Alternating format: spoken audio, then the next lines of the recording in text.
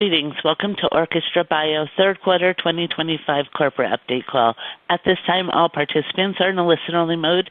A question-and-answer session will follow the formal presentation.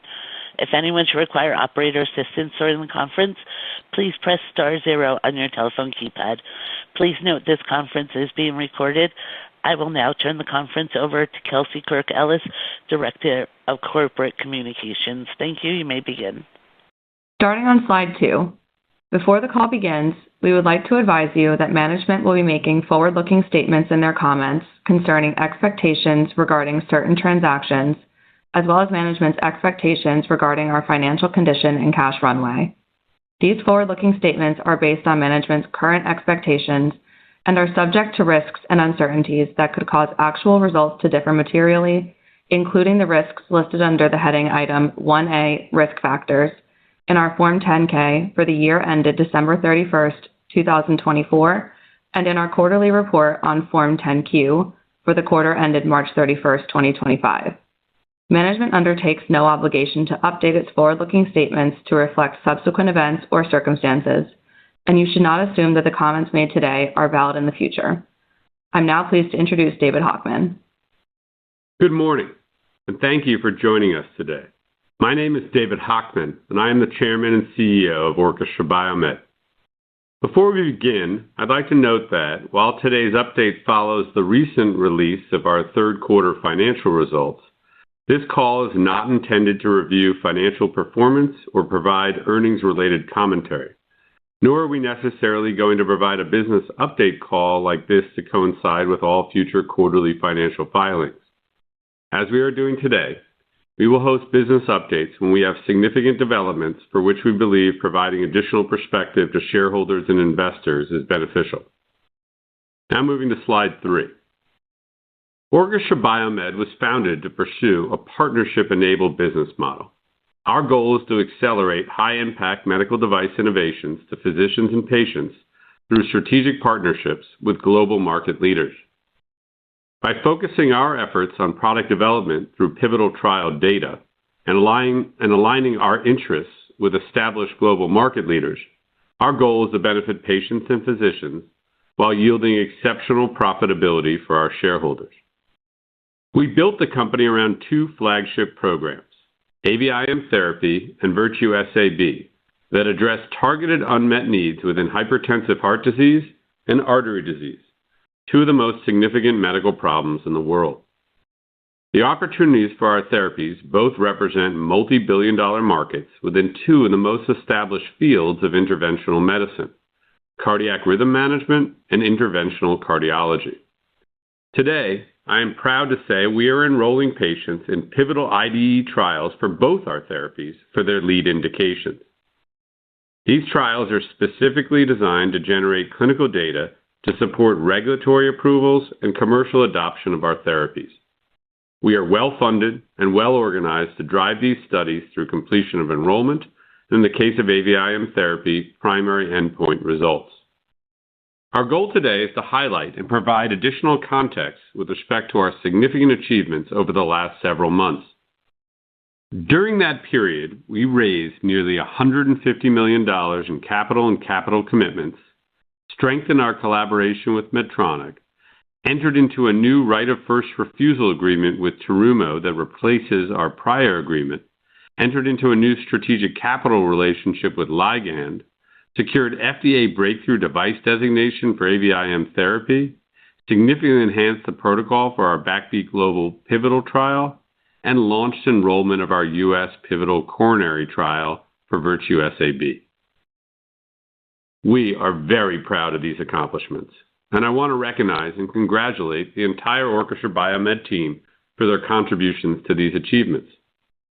In today's call, I will review each of them briefly and explain how we are now optimally positioned to achieve our next major objectives of completing enrollment of both our pivotal trials and advancing to primary endpoint readouts. Now let's move to slide 4.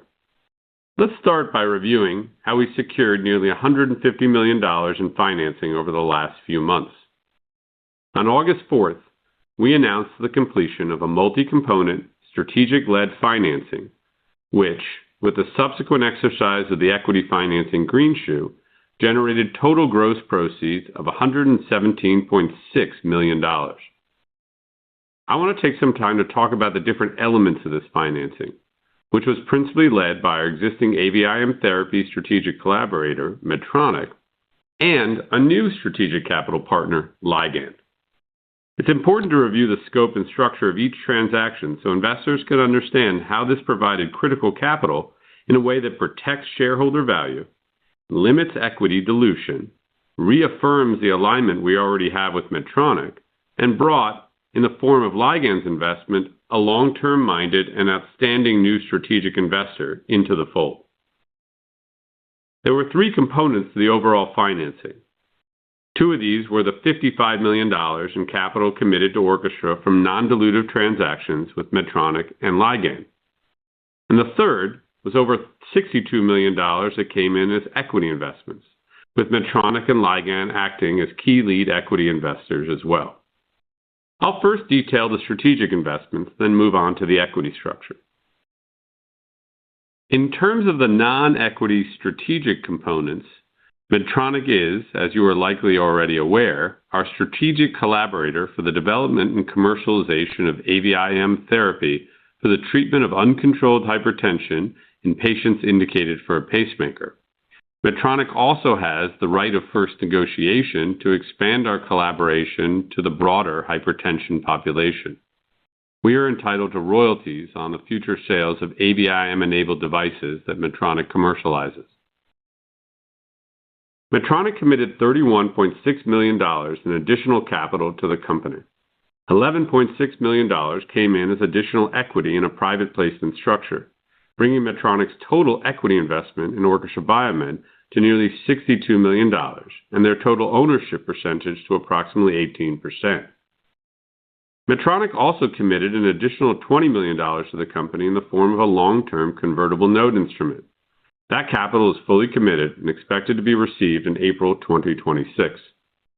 Importantly, this note will convert into a revenue share credit structure upon FDA approval of AVIM therapy.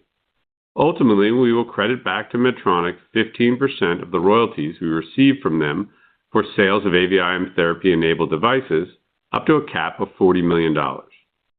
We believe this structure reflects Medtronic's enthusiasm for the clinical and commercial potential of AVIM therapy.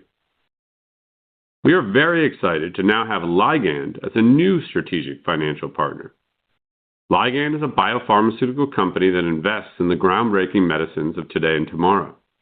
Ligand funds the clinical development and commercialization of high-value programs that can improve and extend lives around the world. Their business model focuses on generating revenue through royalties, licensing fees, and milestone payments from a broad portfolio of partnered programs.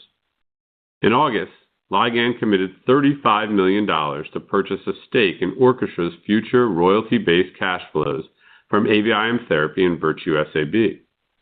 Essentially, Ligand purchased a royalty on our future royalties.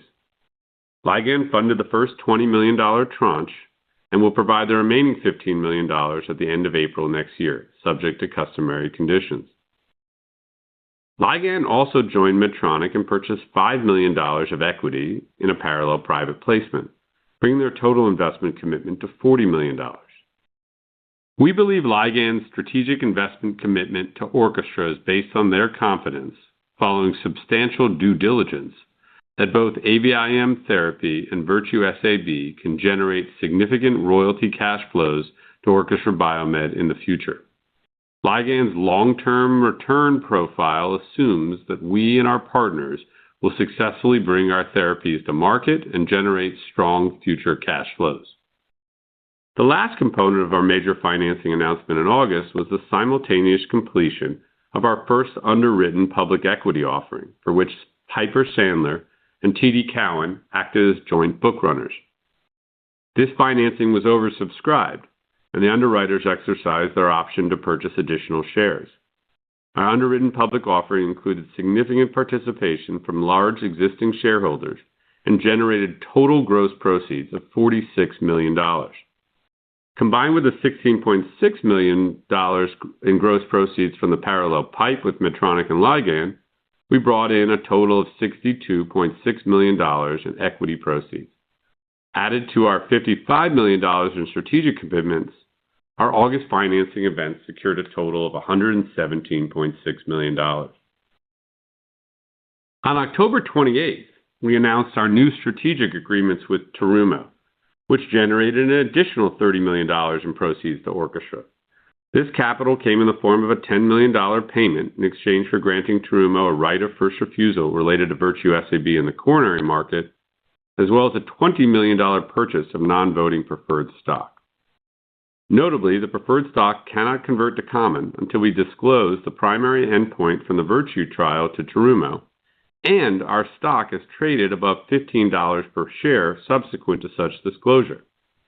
Further, the conversion price is the higher of $12 per share, or a 20% discount from where the stock is trading at the time of conversion. The preferred stock can also convert into common in the event of certain change of control transactions. We view these terms as quite favorable to our current shareholders.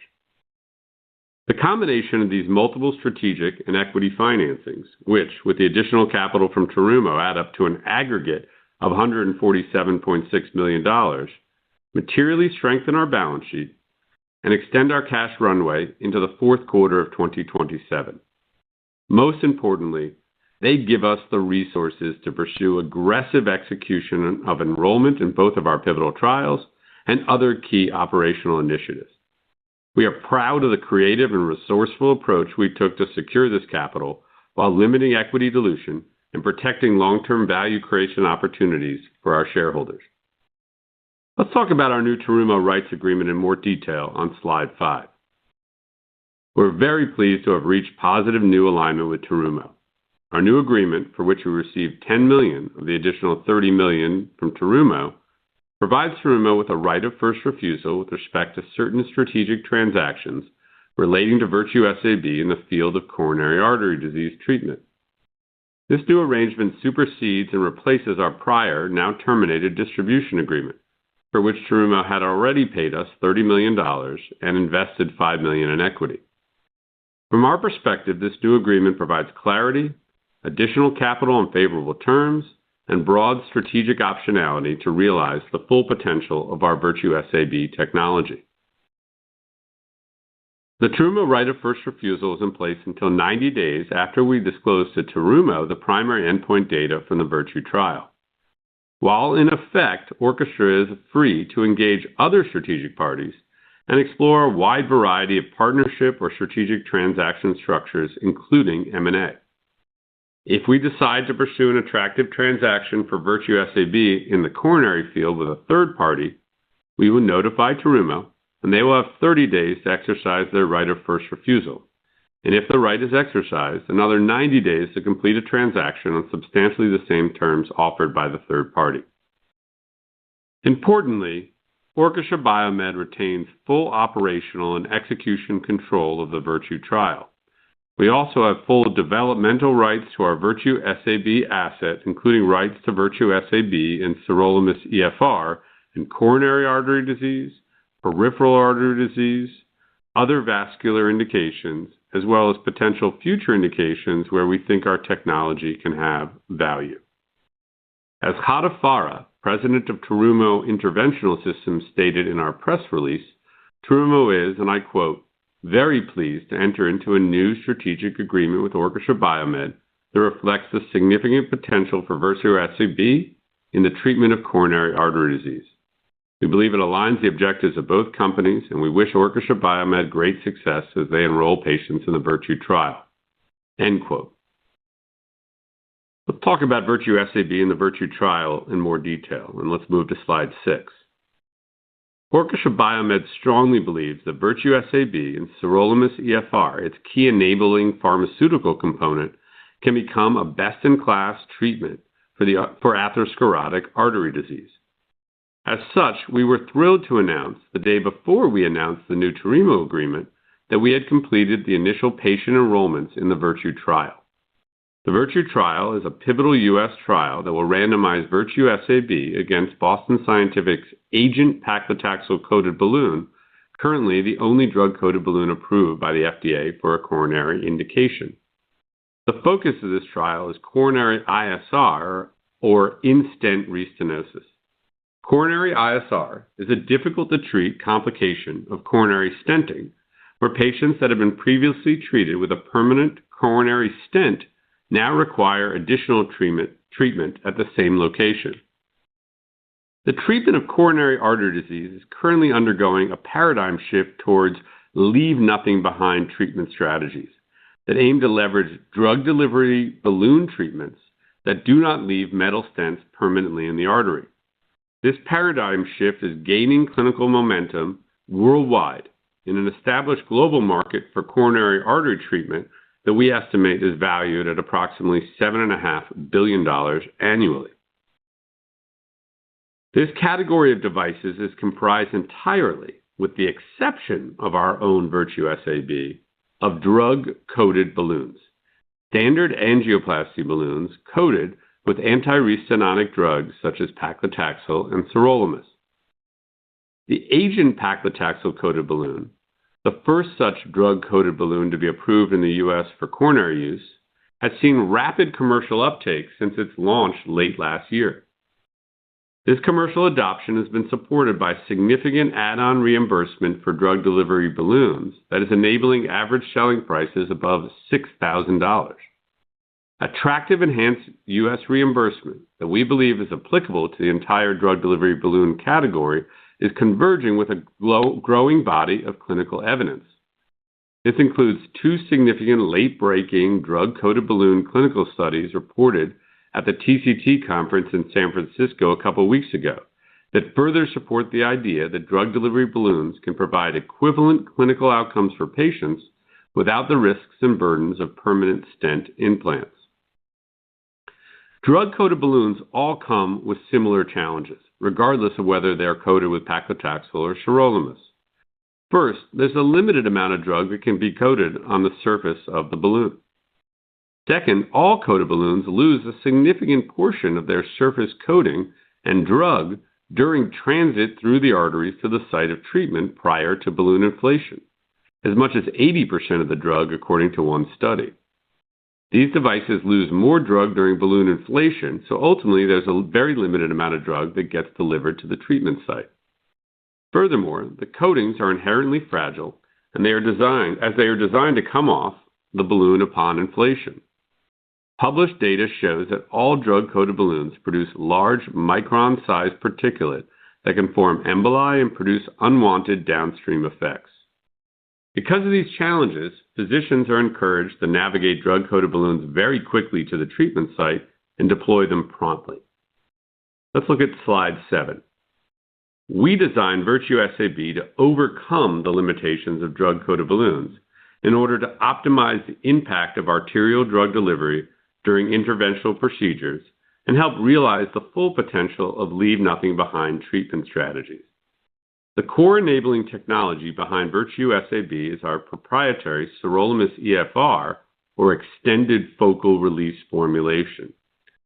Sirolimus is the proven gold standard drug class used now on all drug-eluting stents to support arterial healing post-interventional procedure and prevent restenosis or reclogging of the artery.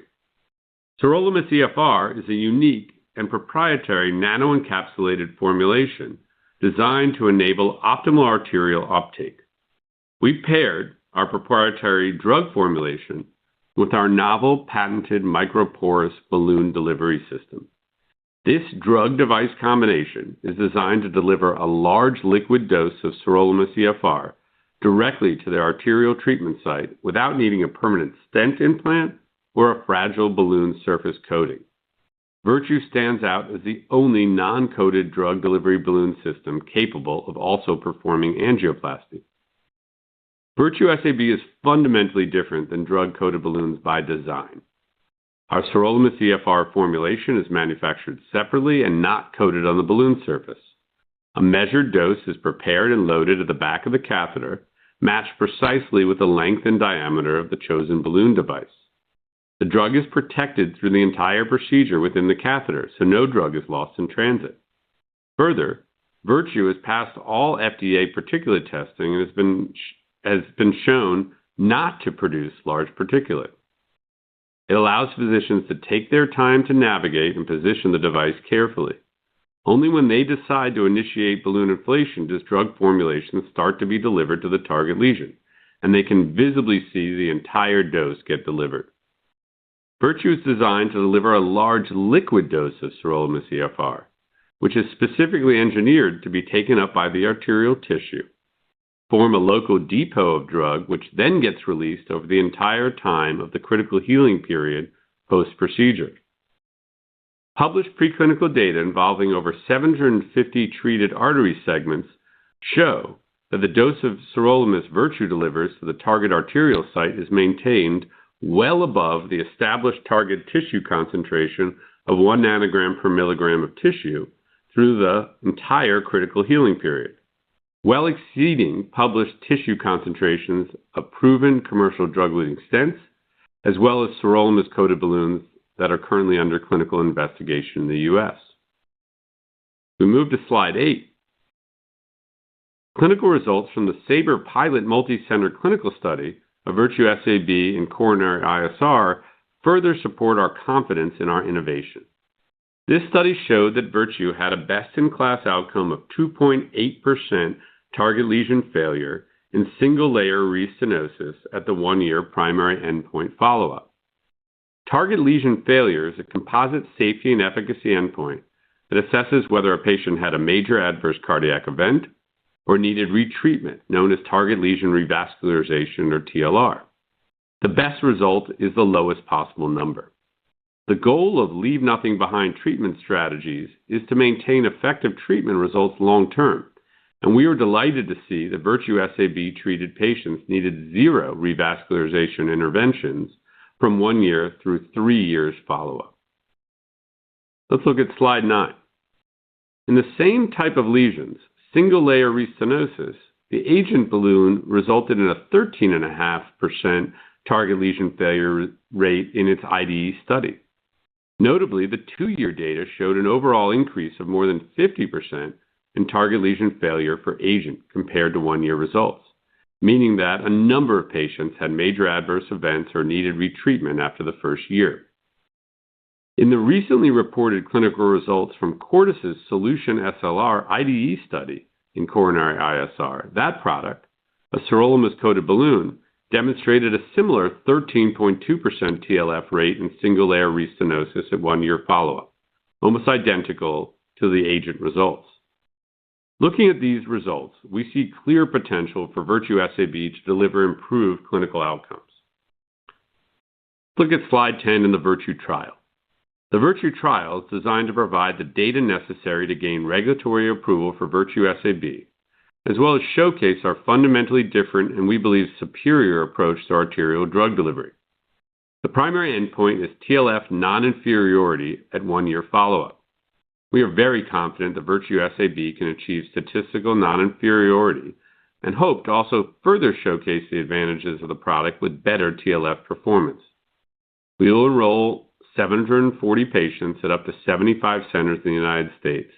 Our team will be busy activating centers well into next year and driving effective patient enrollment.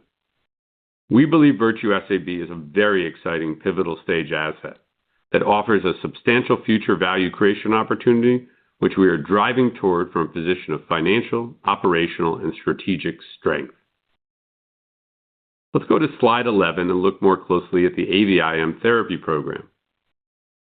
Looking at this program and our Backbeat Global Pivotal Study, 2025 has been an eventful and highly productive year.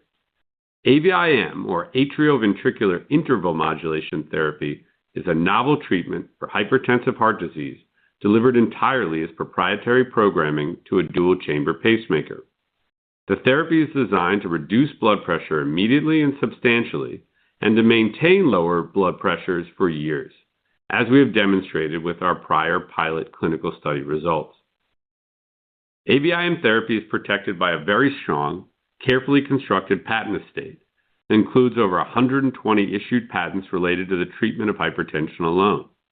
We have additional issued patents related to other indications such as heart failure.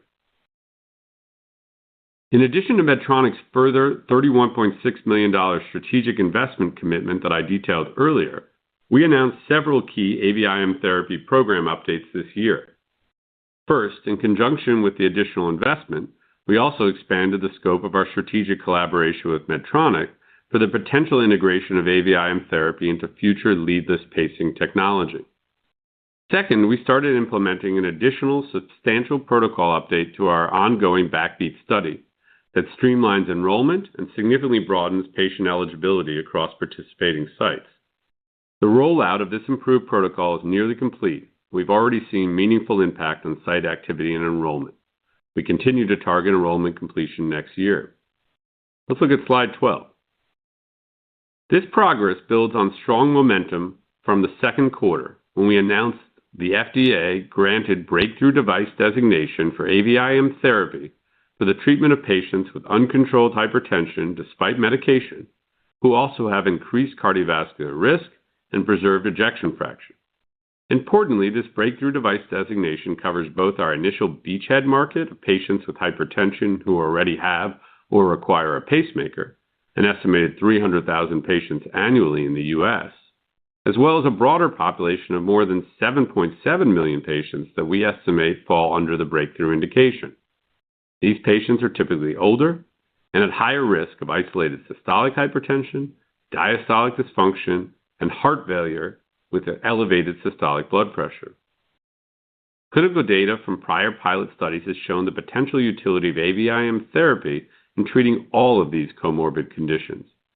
Breakthrough designation underscores the significant unmet need for controlling blood pressure in these higher-risk patients and the commercial opportunity for AVIM therapy to address high-risk hypertensive heart disease, an aggregate global annual market opportunity we estimate exceeds $17 billion.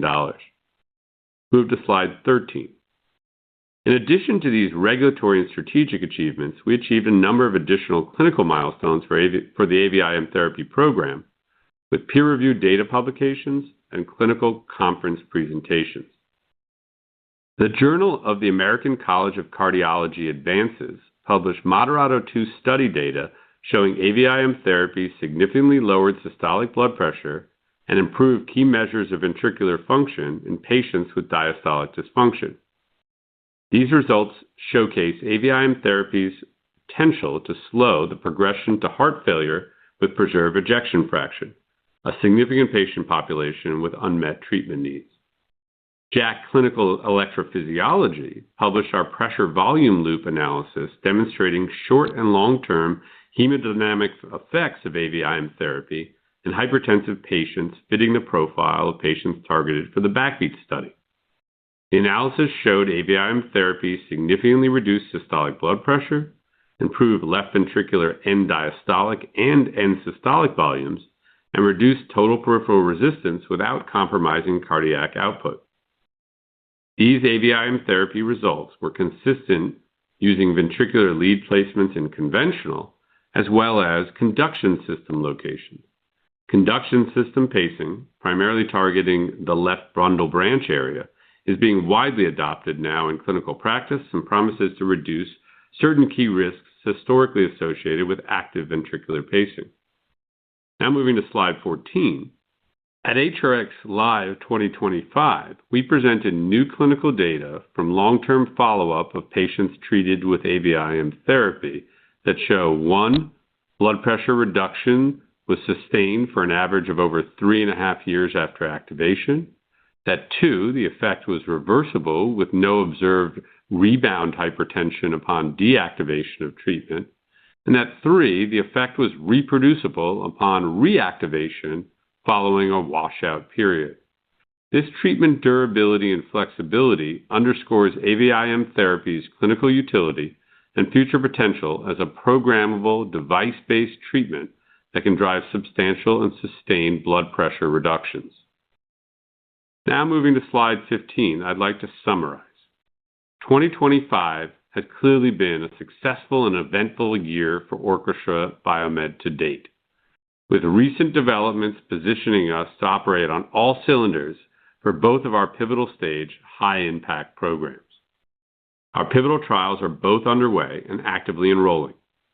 We are very pleased to have achieved a favorable realignment with Terumo, expanded our collaboration with Medtronic, and to have secured significant additional capital on terms we believe are attractive for shareholders through transactions driven by our strategic investors, including Ligand, our strategic capital partner. The result of these financing efforts is that we are very well capitalized to achieve key clinical and regulatory milestones. We expect 2026 will be a landmark year for Orchestra BioMed, with target completion of enrollment of the BACKBEAT study and primary endpoint results data to follow thereafter, given that the primary efficacy and safety endpoints are measured at 3 months follow-up. Active enrollment of the Virtue trial is now underway, with the completion of enrollment targeted in mid-2027. As noted at the start of this update, we won't review this quarter's financials, but they are available in our Form 10-Q filing and press release. I will note that our cash balance at the end of the quarter was $96 million, not including $30 million we received from Terumo on November 7th, as well as $35 million in committed capital we expect to receive from Medtronic and Ligand in the second quarter of next year. Thank you all for joining this session and for your continued interest in Orchestra BioMed. We are now happy to open the line for questions. For Q&A, I'm very pleased to be joined by our CFO, Andrew Taylor. Thank you. We will now be conducting a question-and-answer session. If you would like to ask a question, please press star one on your telephone keypad. A confirmation tone will indicate your line is in the question queue. You may press star two if you would like to remove your question from the queue. For participants using speaker equipment, it may be necessary to pick up your handset before pressing the star keys. Our first question is from Matthew O'Brien with Piper Sandler. Please proceed. Good morning. Thanks for taking the questions.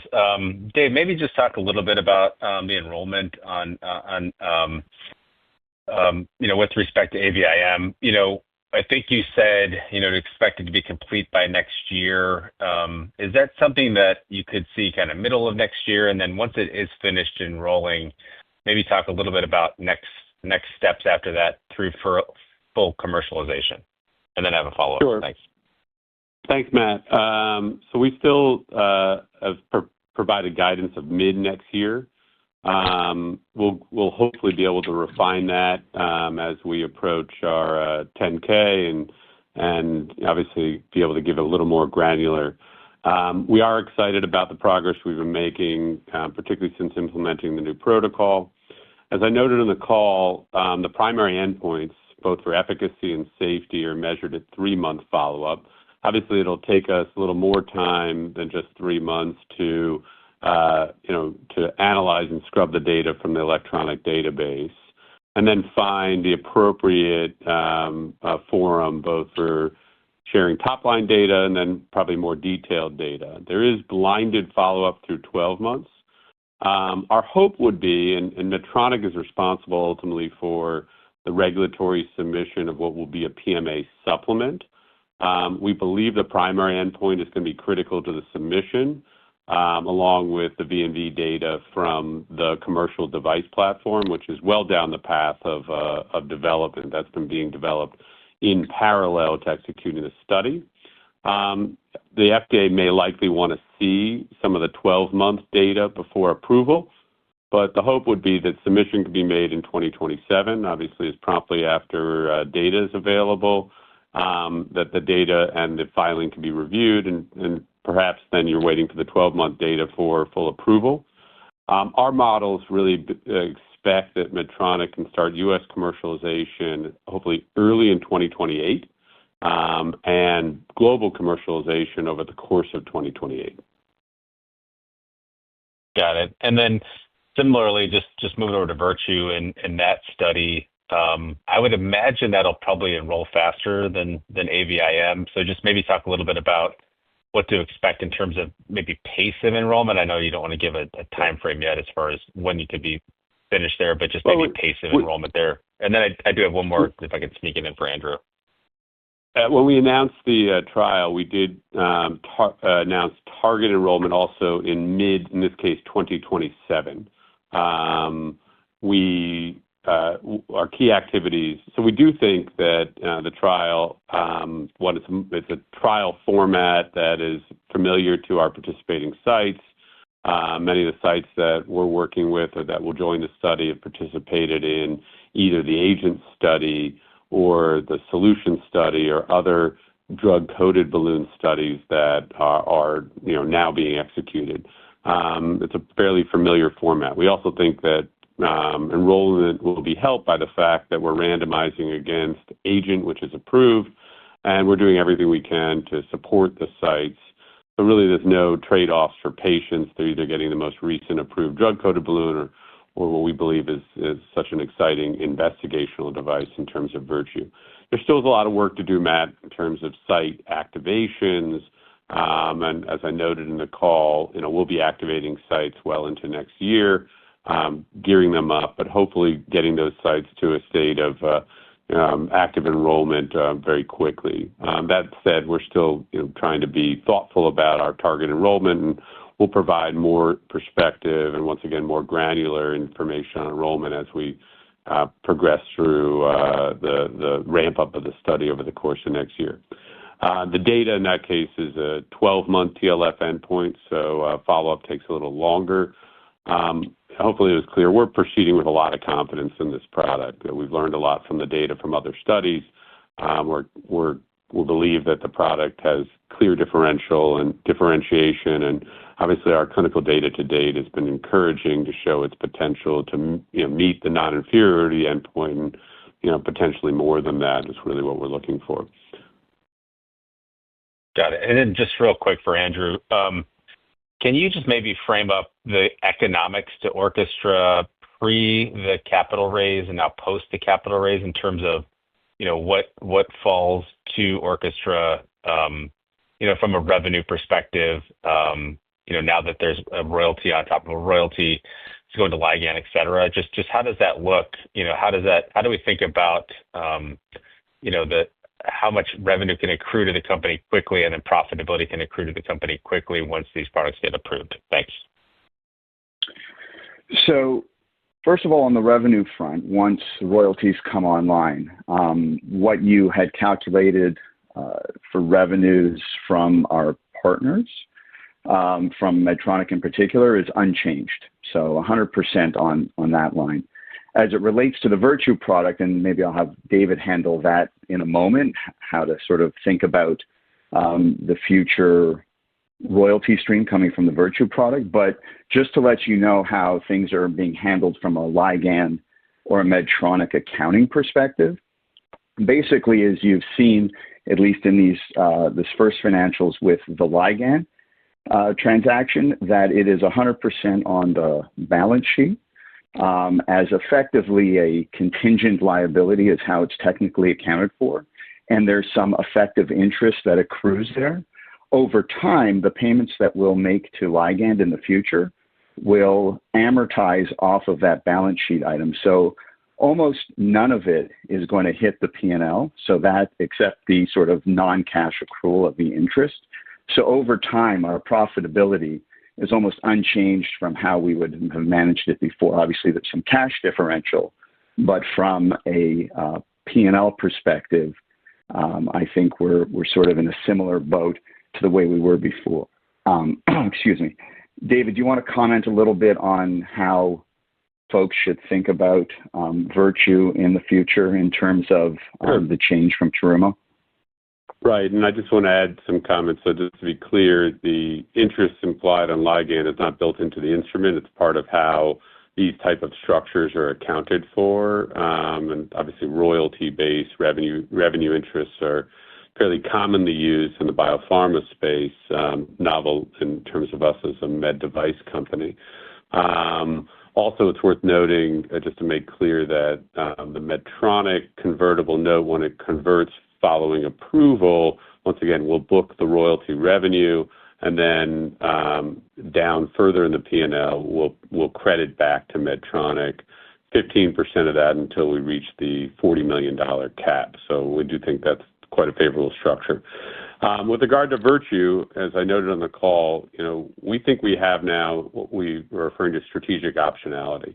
And clearly the previous Terumo arrangement, I think, evidenced one type of unique strategic partnership structure that Orchestra in many ways was founded to pursue. where we shared in the development costs and responsibilities. Virtue, we think, has broad applicability within coronary and peripheral, and some of those indications may require additional trials to get full labeling. We're still evaluating how that's going to happen with competitive products. But certainly as we move from coronary to peripheral, there'll be other studies. So in our original Terumo arrangement, we had essentially taken responsibility for the trial we're now conducting, Virtue ISR, but Terumo had responsibility for other studies, and we also had shared in the responsibilities associated with manufacturing. They were going to be responsible for the device. We're responsible for the drug. We had a royalty arrangement up to 15% and a revenue share arrangement around the drug component. So one opportunity going forward is and Terumo's still engaged with their right of first refusal with Terumo or another strategic party to pursue a similar type of partnership, which we think offers P&L cost and other advantages to our partners. That said, other more typically used structures now are something we could consider, whether that's structured M&A, structured distribution arrangements, or more typical M&A that might include upfront as well as earn-out components. And while we're committed to our business strategy and we think it offers huge advantages, we've often had comments from investors and others that this model hasn't yet been proven in the medtech space. And so we see opportunity to continue to pursue what we think is our unique approach, but also to generate value for our shareholders through more typical structures around Virtue. Ultimately, we believe we have a best-in-class asset. We're doing the work to prove it, and we think that asset will have broad strategic interest as we progress in our development and generate more data. Thanks so much. Thanks, Matt. Our next question is from Matt Miksic with Barclays. Please proceed. Hey, thanks so much for asking the question, for taking our questions and for the update. Hey, Matt. So apologies because I don't know if anyone else is juggling a few calls and events this morning, but I know we are. So sorry if you covered this already, David, but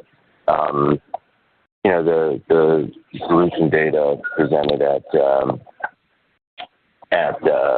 TCT and the success, of course, paclitaxel program, but success of the agent launch at Boston should be kind of heartening, I guess, validating of the space.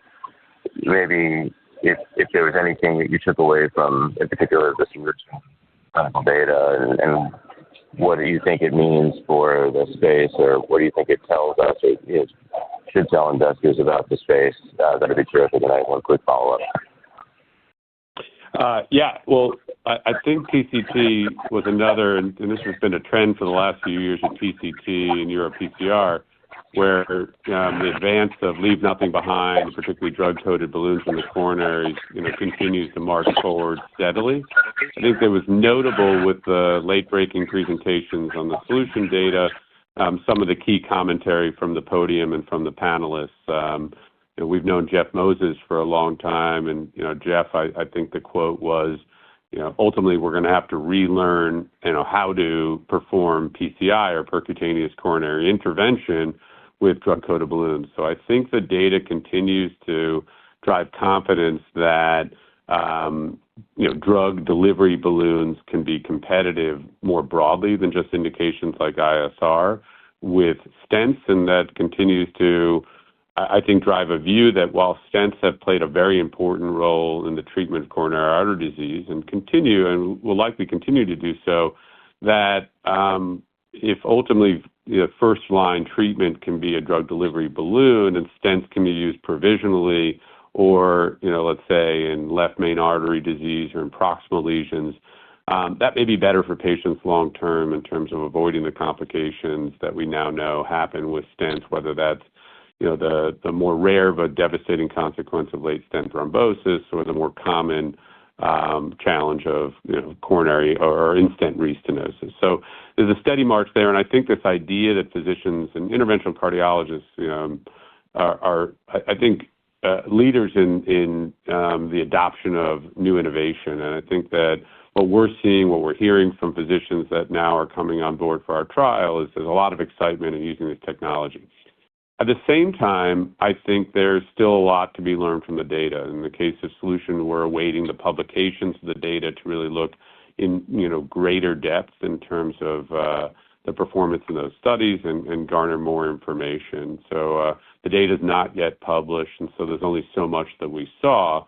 But certainly the idea that a leave nothing behind strategy can work in de novo was one of the studies, and that we're now seeing this signal of, and we focus on the single layer restenosis, kind of mid-teens TLF, which seems to be encouraging, but still leave a view from physicians that there's room for improvement. I think the excitement around the Virtue trial, the excitement as we're educating more and more physicians on what I detailed is the very deliberate approach we took to building a differentiated device that we think can optimize sirolimus uptake and really bioavailability in the tissue. I think physicians would like to see technology that gets better results than these trials, and that's why I think we're going to see nice participation in our study, and we're excited about generating that data.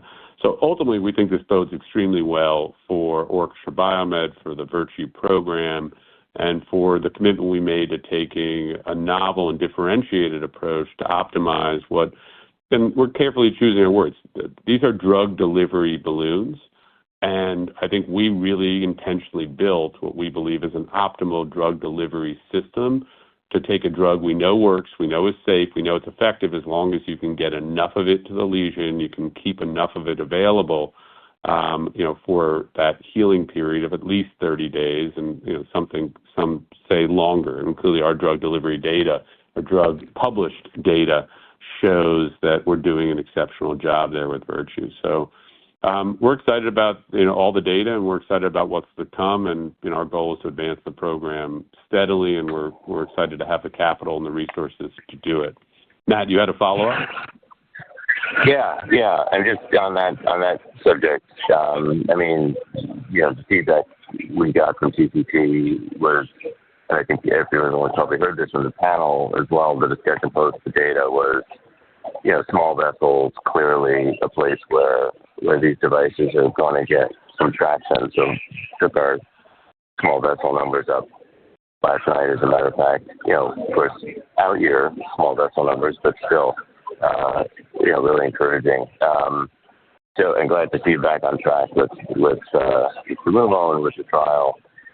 On backbeat, just congrats on sort of retaining, at least from our view, some optionality around the other potential opportunities for backbeat.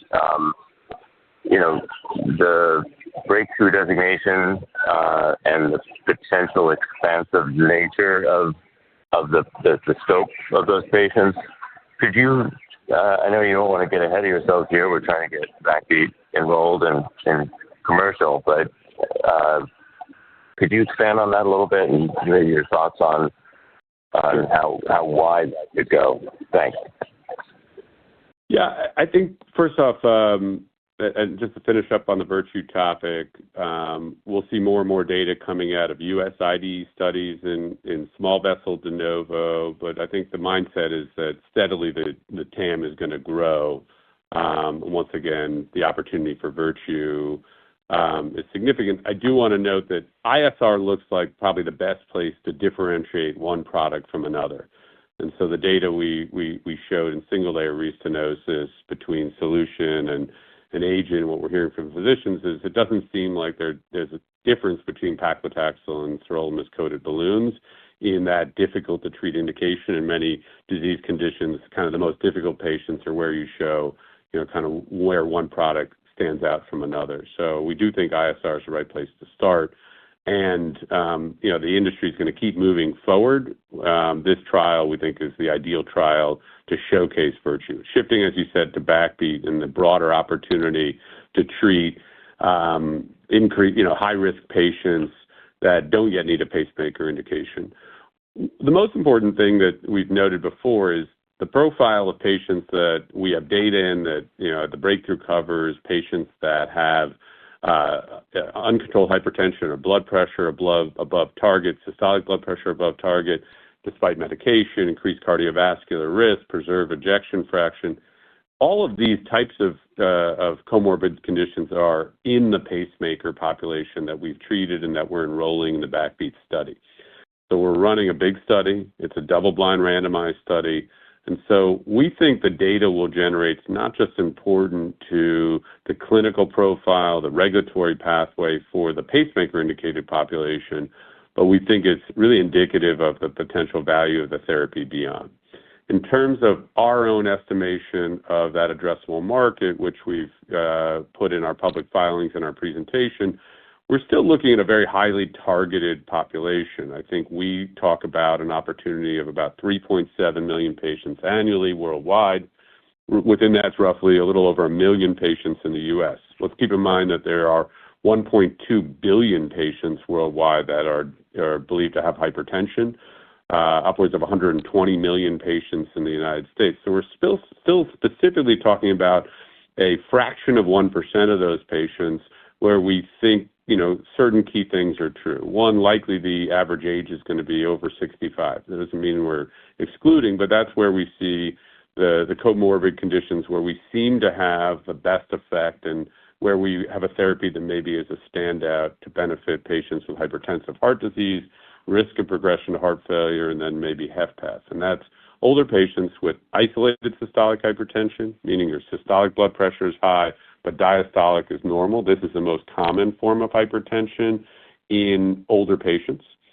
Patients that have diastolic dysfunction, essentially stiffening of the ventricle, that is a key contributing factor to the progression to HFpEF. And then high systolic blood pressure is very common comorbidity amongst HFpEF patients. So these are patients that really need a solution that's going to manage the risk of elevated systolic blood pressure. It's going to manage the risk of blood pressure driving workload on the heart that leads to progression to heart failure. So you're trying to avoid heart attacks and strokes, major events, but you're also trying to avoid that steady progression to heart failure. Once again, the device we're talking about is a device that's implanted in almost every hospital around the world on a regular basis. It's a pacemaker. And there are key advances in pacing technology, and Medtronic, our partner, has been a key driver that we think are going to enable the future adoption of a therapy like AVIM for a broader patient population. One of them I talked about briefly on the call, conduction system pacing, where we've learned to optimize ventricular pacing locations where we put the leads to reduce historical risks that I think limited the therapeutic adoption of cardiac pacing therapies. Leadless technology is another, and I think that the step we took forward with Medtronic's additional investment, at least to state our intent to, in the future, incorporate AVIM therapy in a future dual-chamber leadless platform, I think it reflects our shared view of the potential of the therapy. Yes, there is still a right of first negotiation with Medtronic. We believe the partnership is really functioning extremely well. We celebrate our partnership with Medtronic. I think they've spoken with their efforts and their dollars in terms of their intention. And we think the next key milestone is the data from the pivotal trial that will, I think, kind of trigger a discussion on both the business arrangement, but also provide a clear point of view on the commercial, clinical, regulatory potential of therapy and what the next steps would be. And, the question is, will we really need to do another randomized trial? We're not sure that will be necessary. We'll have to see from the data. But there's a big opportunity, and I think we're already well down the path of what needs to happen to validate that opportunity. And then we'll have to figure out, and there's a huge opportunity for the business in figuring out what we do next to reach those patients and align with a partner that very well could be Medtronic. That's great. Appreciate the color. Thank you. Thanks, Matt. Our next question is from Marie Thibault with BTIG. Please proceed. Good morning. Thank you for taking the question. Hi, Marie. Hi there.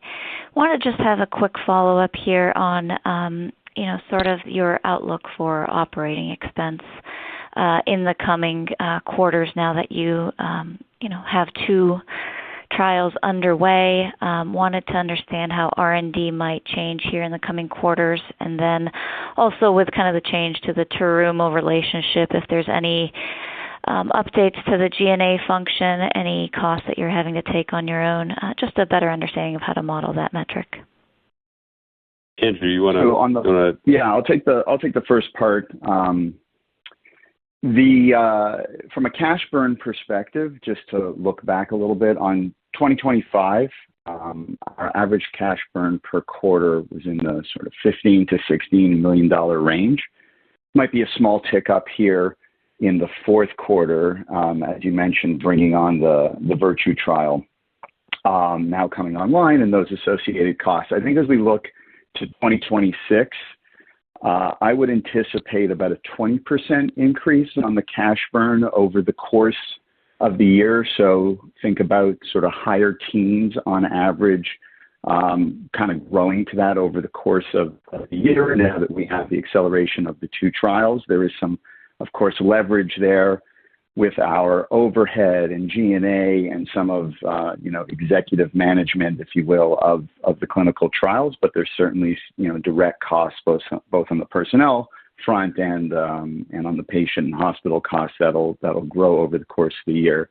The one other piece just to keep in mind from a operating expense non-cash, but still is impactful for some of your, longer term modeling is our non-cash expenses on the stock-based compensation, which we report on, is about $3 million a quarter on top of that.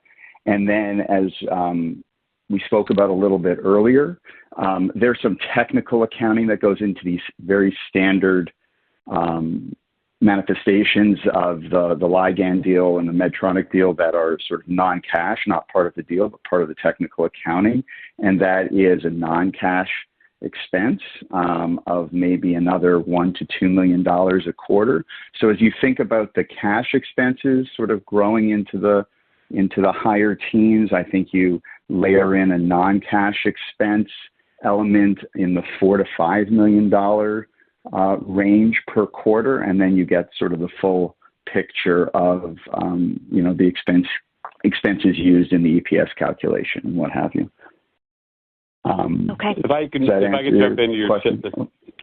Yeah, and I'll jump in on the second part of the question as to what's the impact of the sort of change in our collaboration structure with Terumo. In the short term, and really over the next many quarters, no real change at all. We were always responsible for the execution, financing, operations of the Virtue trial, the coronary ISR trial. So, we've been planning on that for a while and are gearing up to execute that trial as effectively as possible.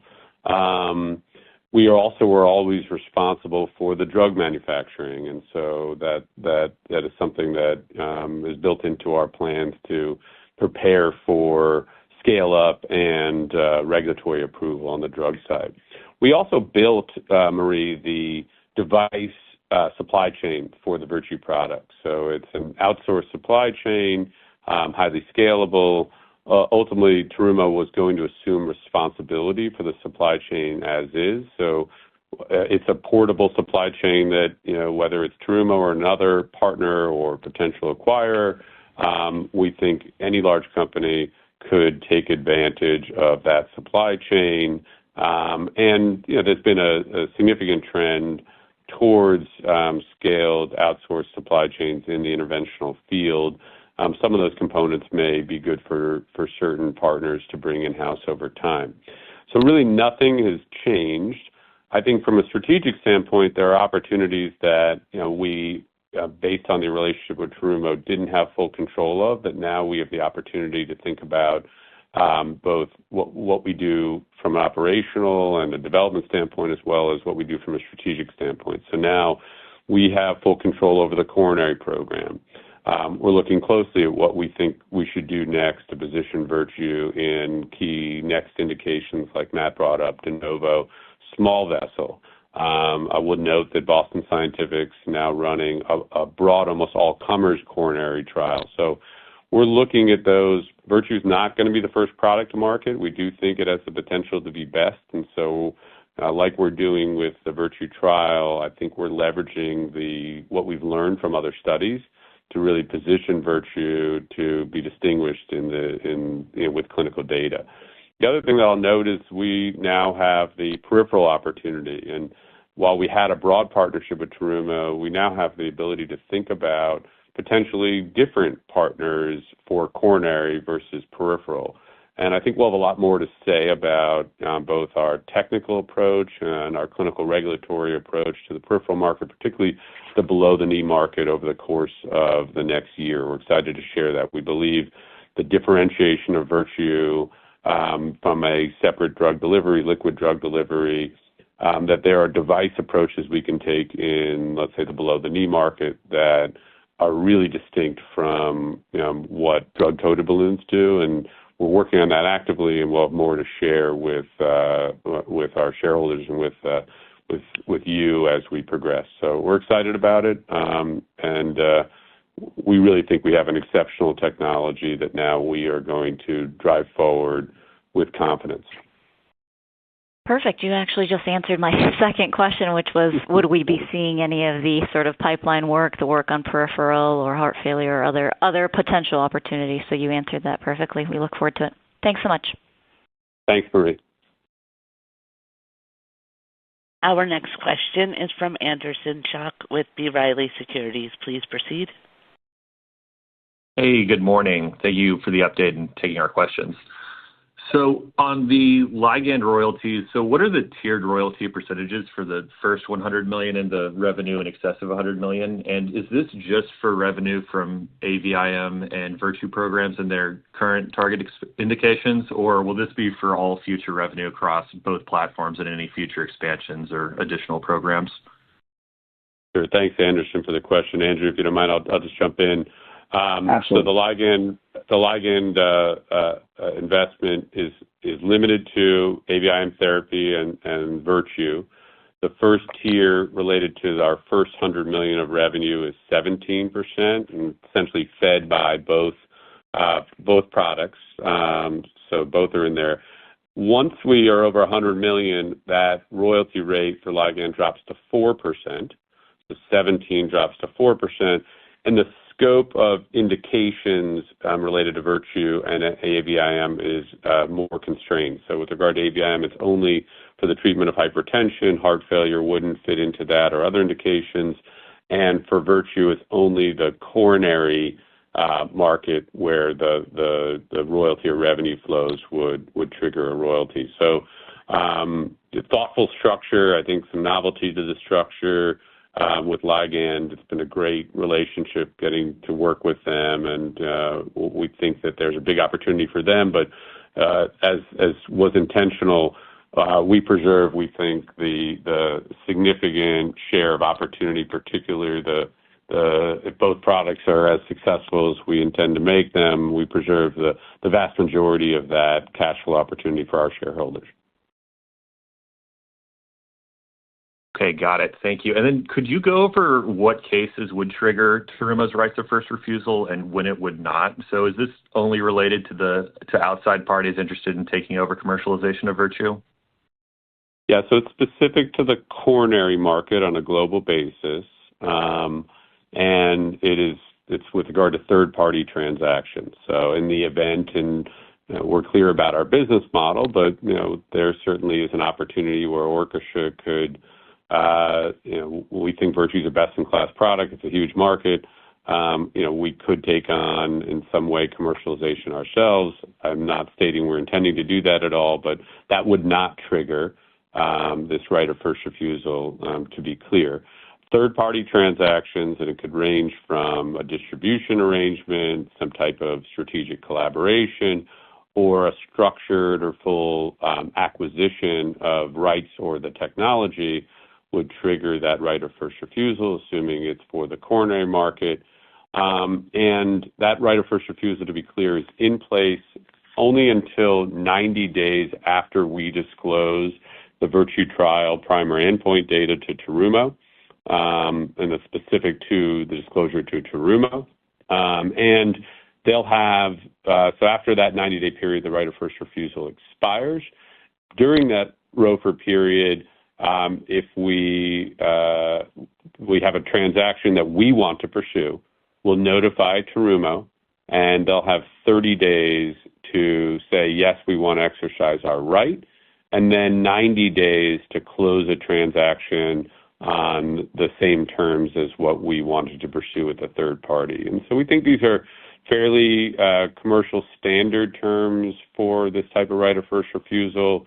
I think it reflects a shared view with Terumo that the coronary opportunity is the larger opportunity on a global basis. And frankly, I think the shared view that the U.S. market is clearly the most compelling opportunity that fits their strategic interest. Obviously, we believe Virtue has broader opportunities in peripheral and other indications. And as I just noted, we're excited to share over time more of our thoughts on the pipeline opportunities for Virtue, but this ROFR is specific to coronary.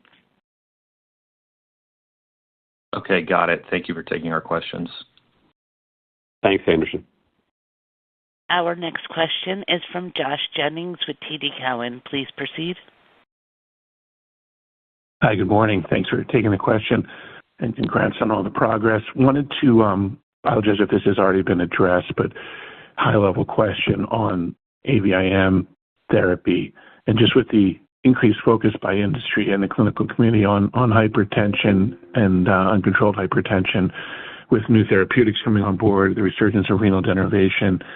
Our recent checks with KOLs suggest that many patients are going to need multiple therapies to get their blood pressure controlled. But maybe just talk about the tailwinds that are in place for AVIM and how you think about AVIM as a complementary therapy alongside new therapeutics potentially and renal denervation. And then second, just as the pacemaker innovation is moving towards leadless technologies, just help us understand any engineering hurdles in terms of incorporating AVIM into leadless technologies. Thanks for taking the questions.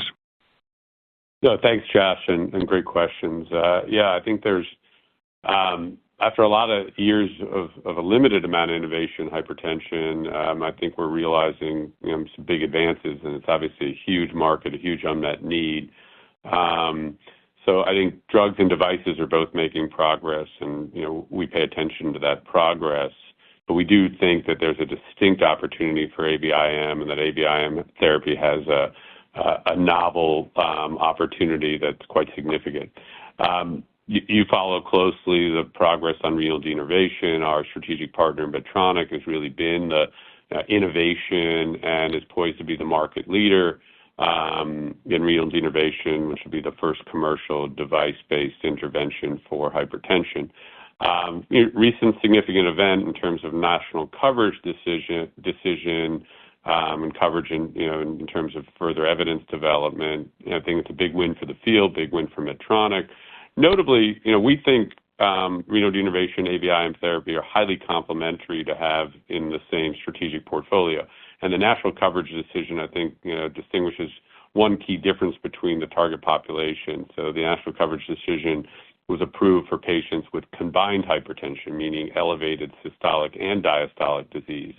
Not to say that AVIM therapy can't benefit those patients, but as we've noted, looking at the Moderato 2 data, and as I mentioned today, as patients age, the predominant form of hypertension is isolated systolic. In Moderato 2, we saw almost 90% of the patients had isolated systolic hypertension, where you have high systolic blood pressure, but diastolic blood pressure is normal. That condition means that pulse pressure is elevated, which is an independent risk factor for major adverse events, heart attack, stroke, progression to heart failure. So Our data suggests that AVIM therapy really can target systolic blood pressure specifically without requiring or without driving a commensurate reduction in diastolic blood pressure, which is really ideal for those patients.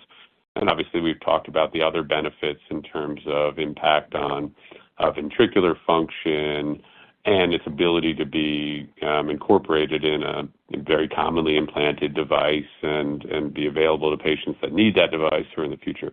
And so we think that really is unique. And as we look at the pharmaceutical developments happening, I think there was new data out from Mineralys, and there's an expected approval of the selective aldosterone inhibitors, the ASI field. I think there's new drugs coming for hypertension, but once again, common format, and we've looked at the clinical data, as you see these drugs targeting combined hypertension, that they work on both systolic and diastolic blood pressure. And the biggest challenge in pharmaceutical therapy for isolated systolic hypertension is finding the right mix of drugs that have an impact on systolic blood pressure but don't have too much of an impact on diastolic blood pressure. So that's been a real challenge for the treatment of hypertension in older, higher-risk patients, and that's where we think AVIM could really be an attractive therapy as we progress forward. And then your last question, notably, this is atrioventricular interval modulation, so it's important for at least the therapy as we're currently delivering it in the BACKBEAT trial and in what we've done to date to be able to sense pace both the atria and the ventricles. So we're talking about dual chamber devices, and so there's the predominant form of leadless technology for the last number of years has been single chamber leadless technology. That's changing, and I think there's opportunity for probably significant device differentiation between the companies in the approach to dual chamber leadless. And I think that as we see that unfold, ultimately we believe that move is going to be a big opportunity for the broader potential adoption of AVIM therapy as we see kind of next generation leadless technology emerge. It will, in our opinion, still take a long time to transition the global market from transvenous pacemakers to leadless, both from a cost and technology availability standpoint. So, dual chamber transvenous pacemakers are going to be here for a long time. They're getting better. They are driving conduction system pacing, which is also highly complementary to our therapy. So we think AVIM therapy is very well positioned in terms of taking advantage of the core advances in cardiac pacing therapy, as well as carving out an important landscape for the treatment of high-risk isolated systolic hypertension in older comorbid patients. Appreciate those thoughts. Thanks so much, Josh. Our next question is from Yi Chen with H.C. Wainwright. Please proceed. Hi, this is Eduardo on for you. Thanks for highlighting the achievements of the year. I guess following up on this AVIM and the dual chamber versus single chamber, could you explain a little bit more about switching behaviors in that population? Obviously, you need atrial and ventricular stimuli for the AVIM therapy to work. And now that you have this expanded eligibility for the people having the Azure and Astra, what was the reasoning for, excluding them initially and now bringing them into the fold? What's their kind of predisposition towards receiving the AVIM complementary therapy? Sure. I think I understand the question. First off, dual chamber pacemakers are the dominant type of device that are implanted in patients. Upwards of 85 to 90% of devices are dual chamber devices. It's typically patients with high, for example, atrial fibrillation burdens where you might put single chamber devices. So we're not, we're taking advantage of that as the most common form of pacing. The current therapy requires and does active atrial and ventricular pacing or modulation of the AV. It's not to say that as we develop the therapy, we haven't thought of other strategies, but that really is the first iteration of what we're doing today. I think the question related to the trial was sort of the approach we took to broaden the eligibility. And really, I think one of the challenges we faced with Medtronic as our partner still was AVIM therapy represents a new capability targeting a new condition that previously pacing therapies, didn't offer. So, we have the challenge of, in terms of implementing a pivotal clinical trial of finding an optimal way to make that therapy available. We took advantage of the fact that our partner is the global market leader and made this available as a download for the clinical trial to their top of the line, most commonly implanted devices, Azure and Astra. However, initially we were restricted to only patients that recently received a device and had a very narrow window in which to do all the screening required to enroll patients. And that was a real challenge in 2024 with the trial. And we quickly adapted, though, in terms of regulatory process to make protocol changes. Nothing really happens quickly in clinical trials. It's all done very thoughtfully and carefully. So we recognize the challenge, adapted the protocol, but it's taken time to implement that and then learn how to optimize. And so we implemented a change in 2024 that allowed us to look at patients that had been implanted with those devices going back a year and screen those, and also to create flexibility in terms of what we call the look-forward patients that have been recently implanted. As soon as we saw that, benefiting screening enrollment, frankly, we recognized why did we limit it to a year? And we also identified some other just procedural steps that were just challenging for the workflow at sites. And that's what the next protocol amendment that we've almost now fully implemented did. So now we can look back to patients that practically, we're looking at about 7 years. We want to make sure the patients have enough battery life in their device to finish the follow-up of the study. And I think we've streamlined the approach to look forward. And both approaches are working. And we have sites in the U.S. and Europe that have significant look-back populations, and they're beginning to figure out how to engage those patients. And then we have sites that are being quite successful in the trial that are predominantly doing what we call the look-forward new implant approach. And what we like about this is we really think the BACKBEAT study will ultimately look like a real-world study in terms of the practical utilization and impact of AVIM therapy, where we're going to have patients that are new to their pacemaker that have AVIM therapy activated, and then patients where we're activating the therapy even though they've been, paced for years. We also added replacement devices, which were in the Moderato studies, but just sort of in terms of being highly conservative, initially were not allowed in the BACKBEAT study. Now they are. About 25% roughly of pacemaker implant volume is box changes, or essentially the pacer device is swapped out for a new device. And that happens roughly at 10 to 12-year intervals. So now we're seeing those patients in the trial as well. And so really like the way the protocol is set up. Unfortunately, we lost time and enrollment learning these lessons, but that is both the burden and the opportunity of being an innovator, bringing a new capability to an existing market, and having to thoughtfully design what we think can be a very powerful clinical study with clinicals that hopefully can drive this as a standard of care, certainly for the pacing population, hopefully beyond. Hopefully that was what you were looking for in terms of your question. Yeah, that's really helpful. And if I could ask, and also on the clinical data supporting the Virtue trials, you mentioned improving TLR relative to competitors. I'm curious what agents' rates of heart failure and major cardiovascular event outcomes are in that 3-year period.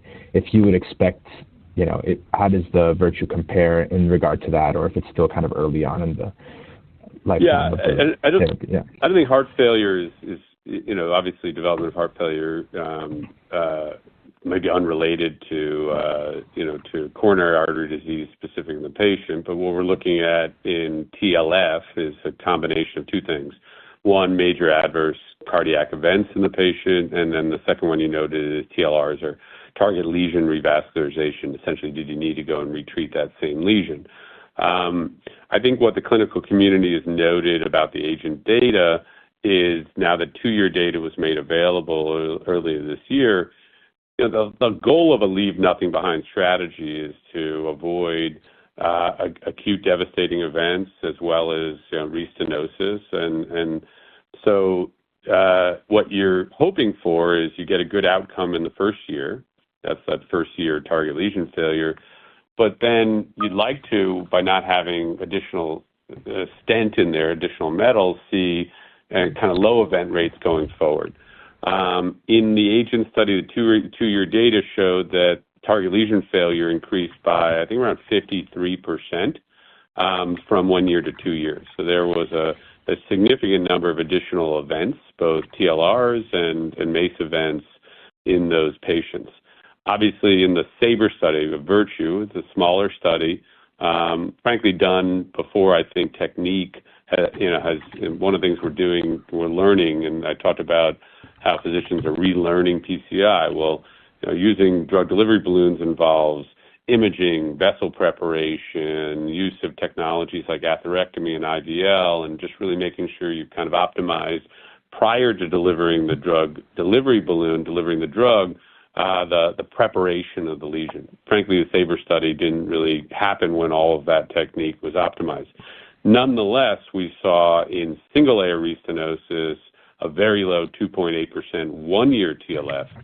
And then really what we were super excited about is that there were no TLRs in those patients from 1 year to 3 years. So to me, that's, will we be able to repeat that? That's an exceptional result. Frankly, we don't have to repeat that to be able to still distinguish Virtue, but that gives us a lot of hope that Virtue is in delivering the promise of leave nothing behind. Great 1-year results, and hopefully a durable result that doesn't require patients to get retreated. So we're excited now about scaling up and seeing in now an environment where physicians are really optimizing their clinical practice and using these products on a regular basis, see how our product performs in that environment relative to the current market leader agent. And Boston Scientific's done a great job with the studies, with the reimbursement, and clearly is having great success in the market. And they're one of the best companies out there to open up and change clinical practice. So we've been rooting for them, and we're looking forward to our data. Great. Thanks so much for taking the questions. With no further questions, I would like to turn the conference back over to David for closing remarks. We really appreciate everyone's time and attention to our update. We really thank everyone for the questions, very thoughtful. We are going to continue to focus on execution, having the resources we have. We look forward to sharing more information and updates with our shareholders and with the street as we progress. Thank you for your time today. Have a great day. Thank you. This will conclude today's conference. You may disconnect at this time, and thank you for your participation.